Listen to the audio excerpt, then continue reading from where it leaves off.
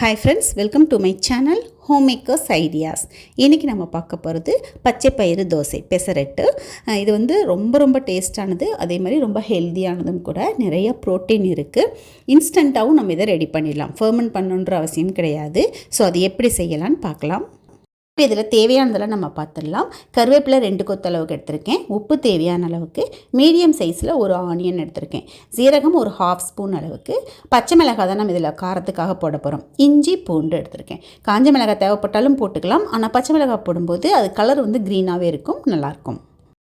இப்போ இது எல்லாத்தையும் மிக்ஸி ஜாரில் போட்டுட்டு அரைச்சிக்கலாம். இந்த மாதிரியும் செய்யலாம், இல்லைன்னா பச்சை பயிர் கூட இஞ்சி பூண்டு உப்பு இந்த மட்டும் போட்டு அரைச்சிட்டு, அரைச்ச மாவுக்குள்ளே ஆனியன் கருவேப்பிலை பச்சை மிளகாய் எல்லாத்தையும் சின்னதாக கட் பண்ணிவிட்டு கூட நம்ம போட்டுக்கலாம். அதுலேயே கொஞ்சம் பெருங்காயத்தூளும் ஆட் பண்ணியிருக்கேன். இப்போ இதில் பச்சை பயிரில் வந்து ஸ்ப்ரவுட்ஸ் வர வச்சு நான் எடுத்திருக்கேன். இந்த மாதிரியும் செய்யலாம், இல்லை இன்ஸ்டண்ட்டாக நம்ம ரெடி பண்ணணும் அப்படின்னா ஒரு 3 மணி நேரம் பயிர் நல்லா ஊறிச்சினா போதும். அப்படியே ஊற வச்ச பயிரை போட்டு நம்ம அரைச்சி தோசை ஊற்றிக்கலாம். இந்த மாதிரி 2 விதமாக பயிர் போட்டு செய்தாலுமே கூட நமக்கு டேஸ்ட்டில் எந்த டிஃப்ரென்ஸும் இருக்காது. ஆனால் ப்ரோட்டீனோட அளவு பார்த்திங்கன்னா ஸ்ப்ரவுட்ஸ் வந்த பயிரில் வச்சு செய்கிற தோசையில் வந்து நிறையா இருக்கும். மிக்ஸி ஜார்லேயே பயிரும் போட்டுட்டு 1/4 டம்ளர் அளவுக்கு மட்டும் தண்ணி ஊற்றிருக்கேன். நிறையா தண்ணி ஊற்றி அரைச்சிடக்கூடாது. உளுந்து மாவெல்லாம் அரைச்சி எடுப்போம் பார்த்திங்களா, அந்த கன்சிஸ்டன்சியில் தான் நம்ம அரைக்கணும். நம்ம அரைச்சி எடுக்கும்போது இந்த கன்சிஸ்டன்சியில் தான் இருக்கணும். இப்போ மிக்ஸி ஜார்லேயும் ஒட்டி இருக்கும். ஸோ அதில் இன்னொரு 1/4 டம்ளர் அளவுக்கு தண்ணி ஊற்றிட்டு நம்ம ஊற்றிட்டோம்னு அப்படின்னா கரெக்டான கன்சிஸ்டன்சியில் நமக்கு கிடைக்கும். இந்த மாதிரி ஸ்ப்ரவுட்ஸ் வந்த பயிரில் தோசை செய்து கொடுக்கும்போது 100% ஹெல்த்தியான ஃபுட் கொடுத்தோன்ற சாட்டிஸ்ஃபேக்ஷன் கண்டிப்பாக நமக்கு கிடைக்கும்.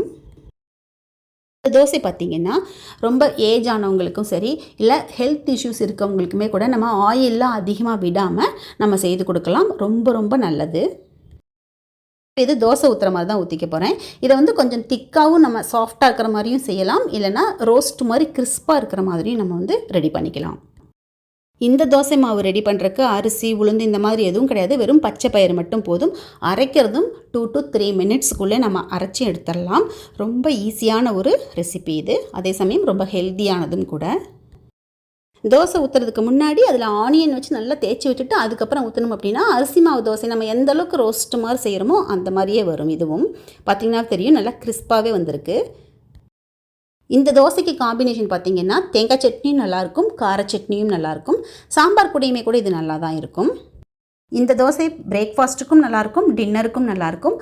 சப்போஸ் பசங்களுக்கெல்லாம் ஸ்கூலுக்கு கொடுத்து விடுறீங்க அப்படின்னா லஞ்ச் பாக்ஸில் வச்சு கொடுத்தனுப்புறக்குமே கூட இது நல்லாயிருக்கும்.